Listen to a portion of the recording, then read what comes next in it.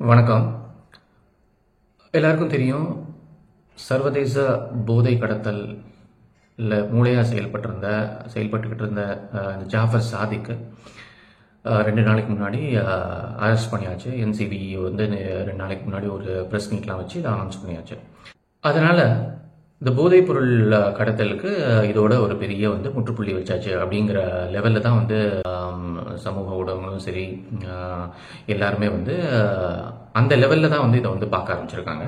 So இதோட எல்லாமே back to normal ஆயிடுச்சு. அவன் பிடிச்சிட்டாங்க, அவ்வளோதான். இனிமேல் நம்மளுக்கு இந்த எந்த பிரச்சனையும் இல்லை அப்படிங்கிற லெவலில் தான் யோசிக்கிறாங்க எல்லாரும். கூடவே இந்த என்சிபி உடைய ப்ரெஸ் மீட்டில் அந்த அதிகாரி ஒரு தகவலை சொல்லியிருந்தார். அந்த தகவலை கேட்டதும் எனக்கே ரொம்ப சிரிப்பாக வந்தது. எந்த அளவுக்கு மக்கள் முட்டாளாக இருக்காங்க அப்படிங்கிறதுக்கு இதை விட ஒரு சிறந்த உதாரணம் வேறு எதுவுமே இருக்க முடியாது அப்படின்னு தான் நான் நினச்சேன் அந்த தகவலை கேட்டதும். அது எந்த தகவல் அப்படின்னா, அவர் சொல்லியிருந்தார், இந்த மாதிரி இவ்வளோ வருஷமாக கடத்தலில் ஈடுபட்டிருந்த அந்த ஜாஃபர் சாதிக்கு ஒரு வாட்டி கூட இந்த போதை பொருளை தான் உட்கொண்டதே கிடையாது அப்படிங்கிற அந்த தகவலை வாக்கு மூலமாக அவர் விசாரணையில் ஜாஃபர் சாதிக் சொல்லியிருக்கிறதா என்சிபி தெரிவிச்சிருக்காங்க. என்சிபி இந்த ப்ரெஸ் மீட்டில் சொல்லியிருக்காங்க. போதைப் பொருள் கடத்தலில் ஈடுபடுறவங்க எல்லாருமே இந்த போதைப் பொருளை எடுத்துக்கிட்டு இருந்திருப்பாங்க அப்படிங்கிறத நாம் நினச்சோம் அப்படின்னா நம்மளோட முட்டாள் வேற யாரும் இருக்க முடியும். இதை பற்றி தான் கொஞ்சம் விரிவாக இந்த வீடியோவில் நம்ம பேச போகிறோம். வீடியோக்குள்ளே போகிறதுக்கு முன்னாடி சப்ஸ்கிரைப் பண்ணுங்கள், லைக் பண்ணுங்கள், ஷேர் பண்ணுங்கள். கொஞ்சம் சிந்திச்சு பாருங்கள். இந்த போதைப் பொருளுடைய கொடூரமான விளைவுகள் எல்லாருக்குமே தெரியும். அதாவது இந்த எல்எஸ்டி இல்லை இந்த மெத்தெம்பெட்டமைன் இல்லை சூடோஎஃபெட்ரைன் போன்ற அந்த கைப்பற்றிருக்கிற இந்த போதைப் பொருளுடைய எஃபெக்ட் ரொம்ப ரொம்ப மோசமானது அப்படிங்கிறது எல்லாருக்குமே தெரியும். இது நம்ம மூளை, இமோஷன்ஸு, நம்மளுடைய ஃபீலிங்ஸு இது எல்லாத்தையுமே கண்ட்ரோல் பண்ணி நம்மளை சிதைச்சு நம்மளை ஒரு வழி பண்ணிடும். அப்படிப்பட்ட ஒரு போதைப் பொருளை இவங்க இந்த ஜாஃபர் சாதிக் மாதிரி உள்ள ஆளுங்களாம் எடுத்துக்கிட்டாங்க அப்படின்னா அவங்களால அவங்களோட பிஸ்னஸை எப்படி ரன் பண்ண முடியும்? தவிர இந்த போதைப் பொருள் கடத்தலில் இருக்கக்கூடிய செயல்பாடுகள், அதாவது இதை எப்படி உள்ளூரில் எப்படி இதை தயாரிக்கிறது, அப்புறம் பேக்கேஜ் எப்படி பண்ணுறது, அப்புறம் யார் யாருக்கு இதை சப்ளை பண்ணுறது, கஸ்டமர்ஸ் யார் யார், அப்புறம் எந்தெந்த நாடுகளுக்கு இதை கடத்தணும், அப்புறம் எந்தெந்த நாடுகளில் யார் யாருக்கு என்னென்ன டிமாண்ட் இருக்குது, ஸோ அந்த டிமாண்டுக்கு ஏற்ற மாதிரி என்னென்ன போதைப் பொருளெல்லாம் நம்ம சப்ளை பண்ணணும், அப்புறம் யார் யாருக்கு என்னென்ன கமிஷன் கொடுக்கணும், கமிஷன் கொடுத்து இதுலேருந்து நம்ம பாதுகாப்பாக இருக்கணும், இவ்வளோ விஷயமும் அடங்கி இருக்கிற இந்த போதைப் பொருள் கடத்தல் பிஸ்னஸை போதைப் பொருள் எடுத்துக்கிட்டு இருந்திருக்காங்க அப்படின்னா அவங்களால நிதானமாக இதெல்லாம் பண்ணியிருக்க முடியுமா?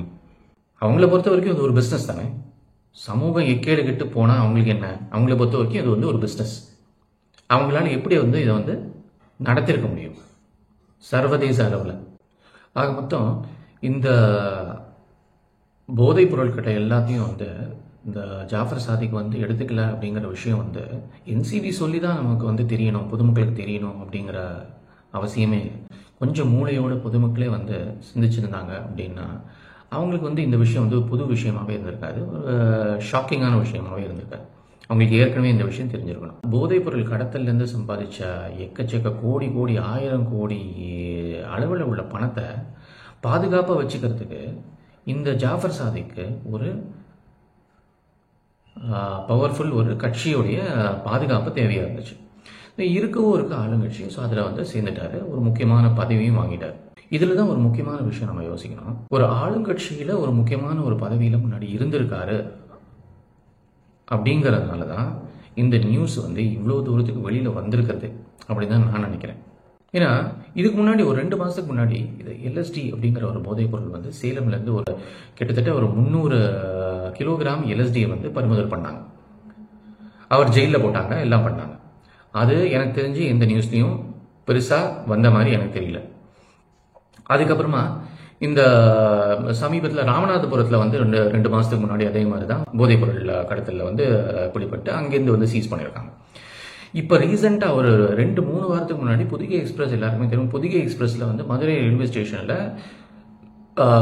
போதைப்பொருள், இதே மெத்தெம்பெட்டமைன் போதைப்பொருள் 20 கிலோவுக்கு அவங்க பிடிச்சிருக்காங்க. அவங்க அதை தவிர அவங்களுடைய வீட்டில் சோதனை பண்ணி பார்க்கும்போது 6 கிலோகிராம் வந்து இதே போதைப் பொருளை வந்து அவங்க வந்து சீஸ் பண்ணியிருக்காங்க.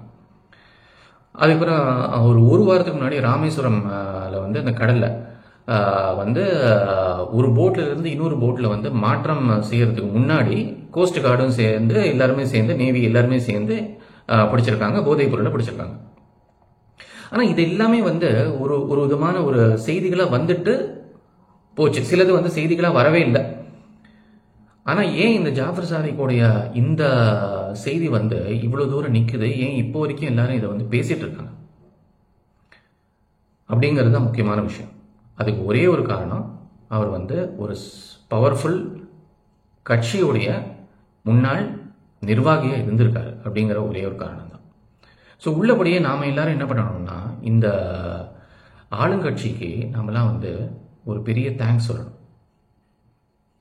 நாம் வந்து இந்த ஆளுங்கட்சிக்கு வந்து நன்றி கடன் பட்டவங்க.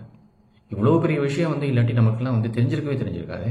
இந்த சர்வதேச கடத்தலில் ஈடுபட்ட அந்த ஜாஃபர் சாதிக் கூட இந்த ஆளுங்கட்சி வந்து இவ்வளோ இணக்கமாக செயல்பட்டிருக்கலாம் அப்படிங்கிற அந்த செய்தியை நாமெல்லாம் கேட்டோம் அப்படின்னா நாம் வந்து இந்த ஆளுங்கட்சியை வந்து அதுக்கு வந்து பிளேம் பண்ணக்கூடாது. அதே மாதிரி இந்த ஜாஃபர் சாதிக் மாதிரி உள்ள கடத்தல்காரனை கட்சியிலையும் சேர்த்துக்கிட்டு இவ்வளோ பெரிய பதவியும் கொடுத்து அவன் பண்ணின அந்த கடத்தல் விஷயத்தை பற்றி எதுவுமே தெரியல அப்படிங்கிற மாதிரி இருந்து மக்கள் எல்லாம் நம்ப வச்சதுக்கு நாம் வந்து இந்த ஆளுங்கட்சியை வந்து பிளேம் பண்ணக்கூடாது. அதே மாதிரி கடந்த 3 வருஷமாக இந்த bar parties, night parties, pool parties இது எல்லாத்தையும் வந்து இந்த கலாச்சாரமெல்லாம் வந்து தலைவிரிச்சு ஆடுது. இதுக்கு எல்லாத்துக்கும் வந்து பிள்ளையார் செல்வி போட்டதே வந்து இந்த ஜாஃபர் சாதிக் தான். இந்த கலாச்சாரத்துக்கு இவ்வளவு சுதந்திரம் கொடுத்து இவ்வளவு அனுமதிச்சு இன்னைக்கு சென்னை, கோயம்புத்தூர் மாதிரி உள்ள இடங்கள்ல வந்து மாநகரத்தில் வந்து இந்த கலாச்சாரத்தை கொண்டு வந்ததுக்கு நாம் வந்து இந்த ஆளுங்கட்சியை பிளேம் பண்ணவே கூடாது. ஆளுங்கட்சியும் சரி, ஆளுங்கட்சியை சேர்ந்தவங்க, அவங்களுடைய குடும்பத்தை சேர்ந்தவங்கெல்லாம் வந்து இதில் வந்து லிங்க் இருக்கலாமா இல்லையா அப்படிங்கிறதெல்லாம் வந்து செய்திகள்லாம் வந்துகிட்டே இருக்கு. ஆனால் இந்த செய்திகள்லாம் கேட்டு நம்ம மக்கள் வந்து இந்த ஆளுங்கட்சியை வந்து பிளேம் பண்ணவே கூடாது. எந்த போலீஸு, எந்த கவர்மெண்ட் அஃபீஷியல்ஸு, எந்த அதிகாரிங்க வந்து நம்ம பொதுமக்களாகிய நாமளை வந்து இந்த கிரிமினல் கிட்ட வந்து நம்ம வந்து பாதுகாக்க வேண்டிய அவங்களே வந்து இந்த மாதிரி கிரிமினல்களுக்கு வந்து பாதுகாப்பு கொடுத்துருப்பாங்களோ அப்படிங்கிறத நம்ம வந்து செய்திகள்லாம் கேட்டோம் அப்படின்னா நாம் இந்த ஆளுங்கட்சியை வந்து சந்தேகப்படக்கூடாது, நாம் இந்த ஆளுங்கட்சியை வந்து பிளேம் பண்ணக்கூடாது.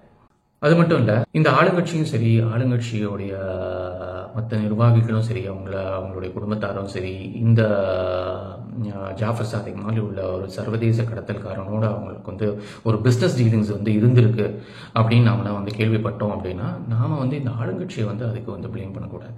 இந்த ஆளுங்கட்சி இந்த டிவி சேட்டலைட் மீடியாவாகட்டும் இல்லாட்டி இந்த பிரிண்ட் மீடியாவாகட்டும் இது ரெண்டுத்தையும் தன் கட்டுப்பாட்டுக்குள்ளே வச்சுக்கிட்டு இவங்களை வந்து ஒரு அடிமை மாதிரி நடத்தி இந்த விஷயங்களை வந்து அவ்வளோ தூரம் வெளியில் பொதுமக்களுக்கு வந்து சேர முடியாதபடி வந்து தடுத்து நிறுத்தினதுக்கு வந்து நாம் வந்து இந்த ஆளுங்கட்சியை வந்து பிளேம் பண்ணவே கூடாது.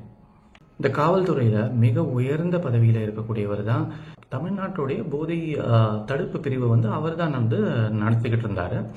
அந்த மாதிரி ஒரு காவல்துறை அதிகாரி தான் நமக்கு இப்போ வந்து காவல்துறையோடைய உயர் அதிகாரி. அப்படிப்பட்ட அந்த உயர் அதிகாரிக்கு வந்து இந்த ஜாஃபர் சாதிக் உடைய பல வருஷ கடத்தல் விஷயங்களை பற்றி எதுவுமே தெரியாது அப்படின்ட்டு பொதுமக்களை வந்து நம்ப வச்சாலும் நாம் வந்து அதிர்ச்சி அடையக்கூடாது. பொதுமக்கள் வந்து இந்த ஆளுங்கட்சியை அதுக்கு பிளேம் பண்ணவே கூடாது.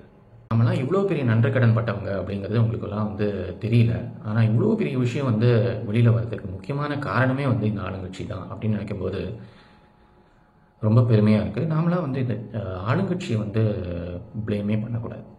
பதிவோட இறுதியாக ஜாஃபர் சாதிக்கா இன்னைக்கு பிடிச்சாச்சு. ஆனால் ஒரு ஜாஃபர் சாதிக்கா பிடிச்சதுனால இந்த போதைப்பொருள் கலாச்சாரமும் சரி, போதைப்பொருள் இந்த நெட்வொர்க்கும் சரி ஒழிஞ்சிடுச்சு அப்படின்னு நாம் நினச்சோன்னா நாம் தான் பெரிய முட்டாளம். தொடர்ந்து எச்சரிக்கையாக இருக்க வேண்டியது நம்ம ஒவ்வொரு பெற்றோருடைய பொறுப்பும்.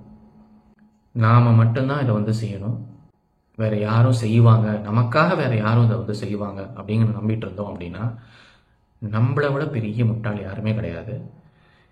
இதுக்கு ஆளுங்கட்சியை நம்ம வந்து பிளேம் பண்ணி எந்த பிரயோஜனமும் கிடையாது.